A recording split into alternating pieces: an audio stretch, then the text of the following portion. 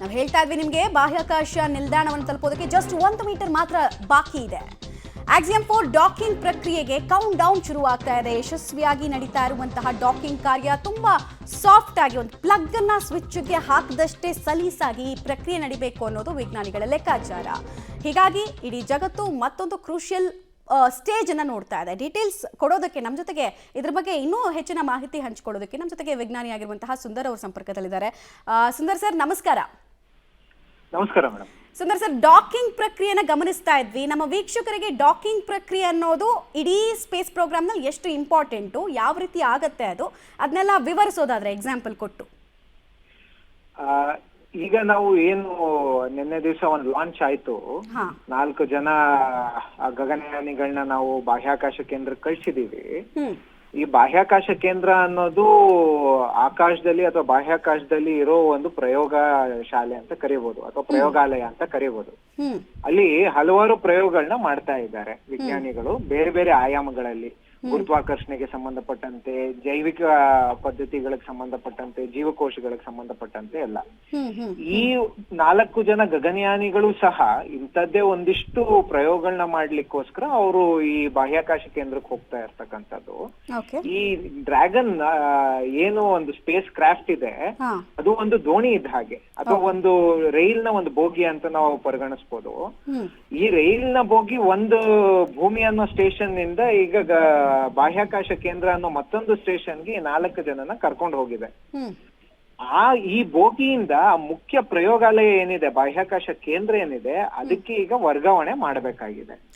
ಆ ಪ್ರಕ್ರಿಯೆ ಹೇಗಾಗುತ್ತೆ ಅಂದ್ರೆ, ನೀವು ಈಗ ನಾವ್ ಹೇಗೆ ಬೋಗಿಗಳು ಒಂದಕ್ಕೊಂದು ಅಂಟ್ ಹಾಕೋದನ್ನ ನೋಡಿದೀವೋ, ಜಾಯಿಂಟ್ ಮಾಡಿ ನಂತರ ಫ್ಲಾಪ್ ಗಳನ್ನ ಇಳಿಸಿ ಹೇಗೆ ಒಂದು ಬೋಗಿಯಿಂದ ಇನ್ನೊಂದು ಬೋಗಿಗೆ ಸಂಪರ್ಕ ಒದಗಿಸ್ಕೊಡ್ತಾರೋ, ಹೆಚ್ಚು ಕಮ್ಮಿ ಅದೇ ರೀತಿನಲ್ಲಿ ನಡೆಯುತ್ತೆ. ಈ ಡ್ರ್ಯಾಗನ್ ಸ್ಪೇಸ್ ಕ್ರಾಫ್ಟ್ ಏನಿದೆ, ಅದು ಹೋಗಿ ಅಲ್ಲಿ ಡಾಕಿಂಗ್ ಸ್ಟೇಷನ್ ಅಂತ ಒಂದಿರುತ್ತೆ ಬಾಹ್ಯಾಕಾಶ ಕೇಂದ್ರದಲ್ಲಿ.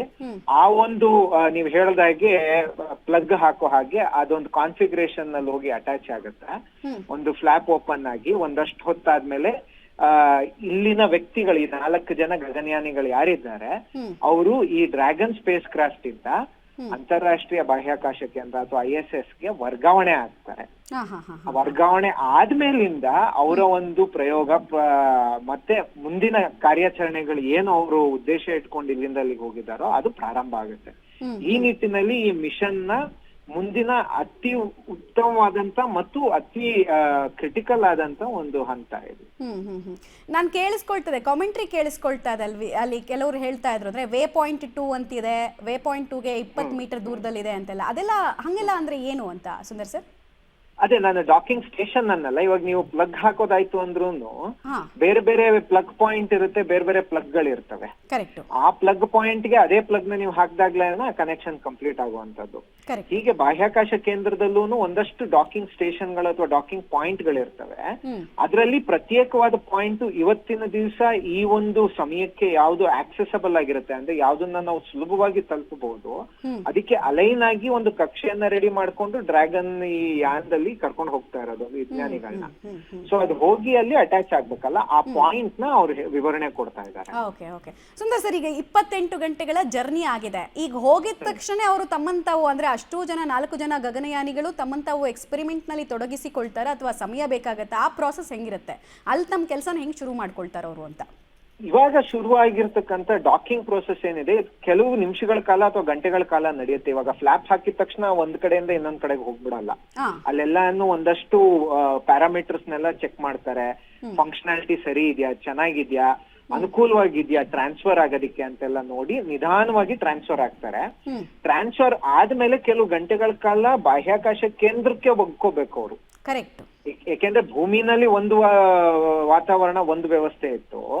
ಈಗ ಅವ್ರು ಗಗನಯಾನ ಮಾಡುವಾಗ ಒಂದು ವ್ಯವಸ್ಥೆ ಇರುತ್ತೆ, ಅಲ್ಲಿ ಬಾಹ್ಯಾಕಾಶ ಕೇಂದ್ರದಲ್ಲಿ ಮತ್ತೊಂದು ವ್ಯವಸ್ಥೆ ಇರುತ್ತೆ. ಸೊ ಅವರು ತಮ್ಮ ದೇಹವನ್ನ ಒಗ್ಗಿಸ್ಕೋಬೇಕಾಗತ್ತೆ ಬಾಹ್ಯಾಕಾಶ ಕೇಂದ್ರಕ್ಕೆ.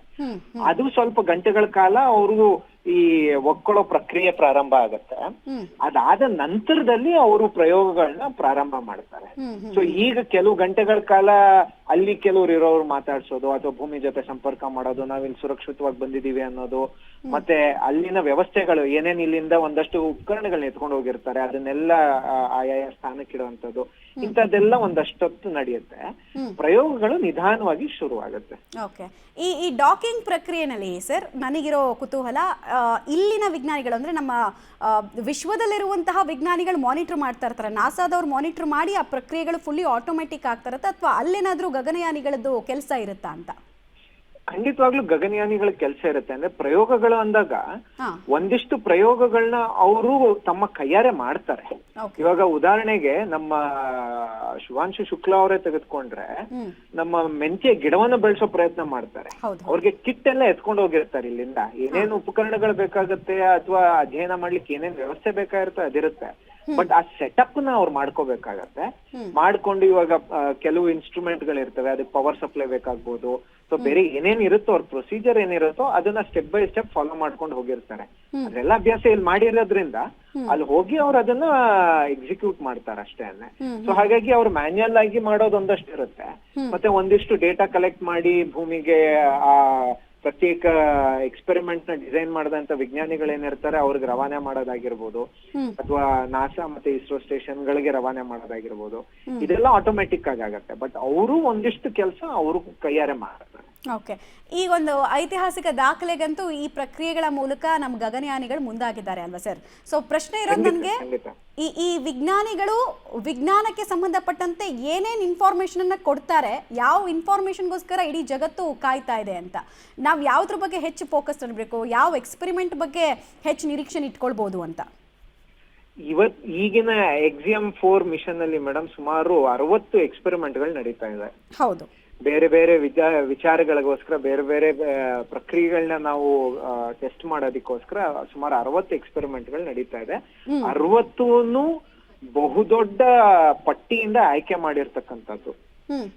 ಅದರದೇ ಆದ ನಿರ್ದಿಷ್ಟ ಉದ್ದೇಶಗಳನ್ನ ಅದು ಈಡೇರಿಸಬೇಕು ಅನ್ನೋ ಒಂದು ಕಾರಣಕ್ಕಾಗಿ ಆಯ್ಕೆ ಮಾಡಿರೋಂಥದ್ದು ಈ 60 ಎಕ್ಸ್ಪೆರಿಮೆಂಟ್ಗಳು ಪ್ರಮುಖ ಆಗತ್ತೆ.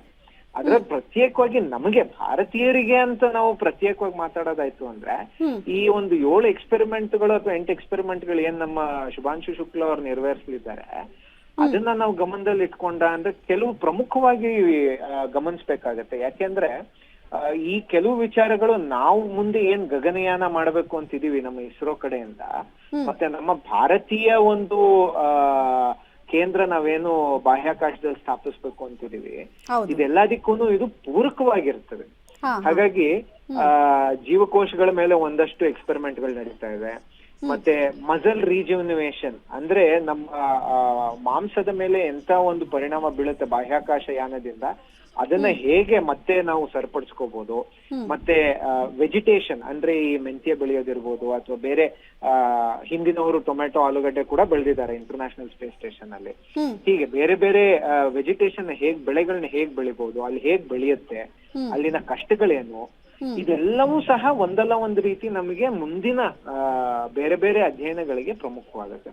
ಸೊ ಇದರಲ್ಲಿ ಇಂಥದ್ದೇ ಇಂಪಾರ್ಟೆಂಟು, ಇಂಥದ್ದು ಪರವಾಗಿಲ್ಲ ಅನ್ನೋಂಥದ್ದು ಯಾವ್ದು ಇರಲ್ಲ. ಓಕೆ ಸುಂದರ್ ಸರ್, ಈಗ ನೀವಾಗಲೇ ಕೆಲ ಪ್ಯಾರಾಮೀಟರ್ಸ್ ಬಗ್ಗೆ ಹೇಳ್ತಾ ಇದ್ರಿ. ಡಾಕಿಂಗ್ ಪ್ರಕ್ರಿಯೆನಲ್ಲಿ ಕೆಲ ಪ್ಯಾರಾಮೀಟರ್ಸ್ ಅನ್ನು ನೋಡ್ತಾರೆ, ಆಮೇಲೆ ಶಿಫ್ಟ್ ಆಗ್ತಾರೆ, ಶಿಫ್ಟಿಂಗ್ ಪ್ರೋಸೆಸ್ ಏಕಾಏಕಿ ನಡೆಯಲ್ಲ ಅಂತ. ಸೊ ಏನು ಪ್ಯಾರಾಮೀಟರ್ಸ್ ಏನು? ಆಮೇಲೆ ಈಗಲೂ ನಾನು ಆ ಕಾಮೆಂಟ್ರಿ ಕೇಳಿಸ್ಕೊಳ್ತಾ ಇದ್ದೆ, ಆ ಪ್ರಾಸೆಸ್ನ ಬಗ್ಗೆ ಎಕ್ಸ್ಪ್ಲೇನ್ ಮಾಡ್ತಾ ಇರೋರು ಕಾಮೆಂಟ್ರಿ ಕೇಳಿಸ್ಕೊಳ್ತಾ ಇದ್ರೆ ಅವ್ರು ಹೇಳ್ತಾ ಇದ್ರು 12 ಹುಕ್ಗಳಿರುತ್ತೆ, 6 ಹುಕ್ಗಳು ಮೊದಲ ಸಲ ನೋಡ್ಕೊಳ್ತಾರೆ, ಅದರಲ್ಲೂ ಕೆಲ ಪ್ಯಾರಾಮೀಟರ್ಸ್ ಅನ್ನು ನೋಡ್ತಾರೆ, ಸ್ಟೆಬಿಲಿಟಿಯನ್ನು ನೋಡ್ತಾರೆ ಅಂತೆಲ್ಲ ಹೇಳ್ತಾ ಇದ್ರು. ಅದನ್ನು ನೀವು ಎಕ್ಸ್ಪ್ಲೇನ್ ಮಾಡೋದಾದ್ರೆ? ಹಾ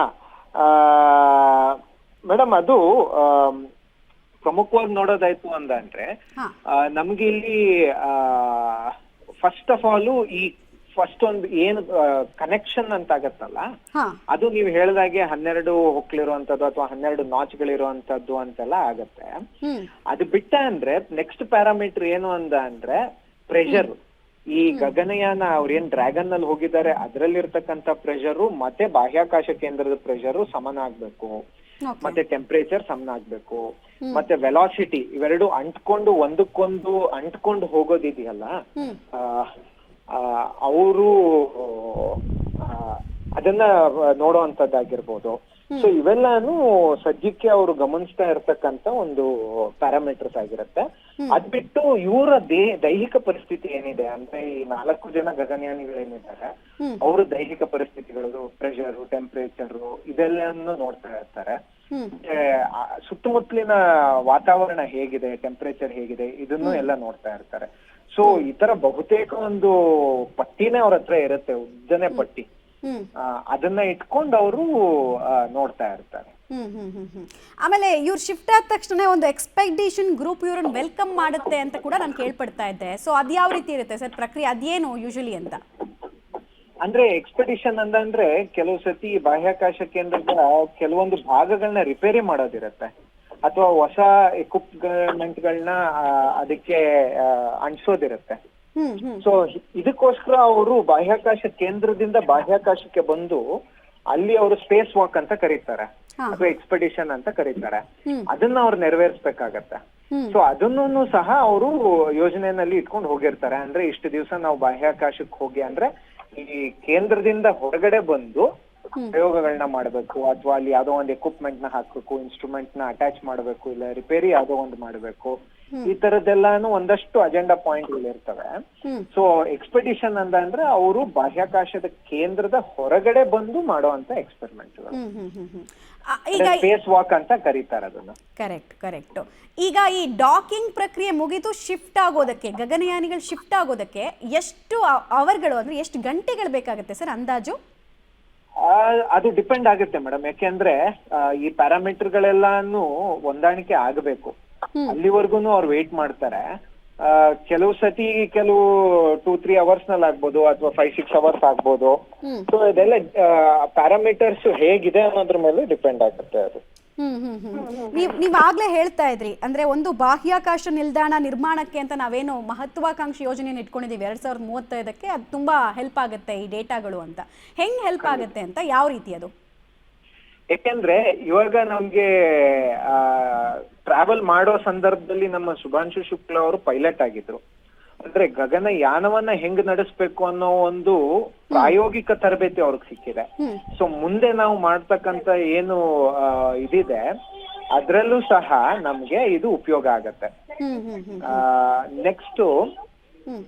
ನೆಕ್ಸ್ಟ್ ಬಂದ್ಬಿಟ್ಟು ನಮ್ಗೆ ಅಲ್ಲಿ ಅಂದ್ರೆ ಅವ್ರ ಪ್ರಯೋಗ ಏನ್ ಮಾಡ್ತಾರೆ ಶುಭಾಂಶು ಶುಕ್ಲಾ ಅವರು, ಆ ಪ್ರಯೋಗಗಳಿಂದ ನಾವು ಮುಂದೆ ಅಲ್ಲಿ ಹೆಂಗಿರುತ್ತೆ ವಾತಾವರಣ, ನಾವೇನ್ ತಯಾರಿ ಮಾಡ್ಬೇಕು, ಇವಾಗ ನಾವ್ ಎಸ್ಟಾಬ್ಲಿಷ್ ಮಾಡ್ಬೇಕು ಅಂದ್ರೆ ನಮ್ಗೆ ಅದೊಂದಷ್ಟು ಇನ್ಫಾರ್ಮೇಶನ್ ಇರ್ಬೇಕಿರತ್ತಲ್ಲ, ಅದಕ್ಕೆ ಪ್ರತ್ಯೇಕವಾಗಿ ಅವ್ರಿಗೊಂದು ಅನುಭವ ಸಿಗ್ತದೆ, ಅದನ್ನ ನಾವು ಬಳಕೆ ಮಾಡ್ಕೊಳ್ಳಿಕ್ಕೆ ಉಪಯೋಗ ಆಗುತ್ತೆ. Right sir.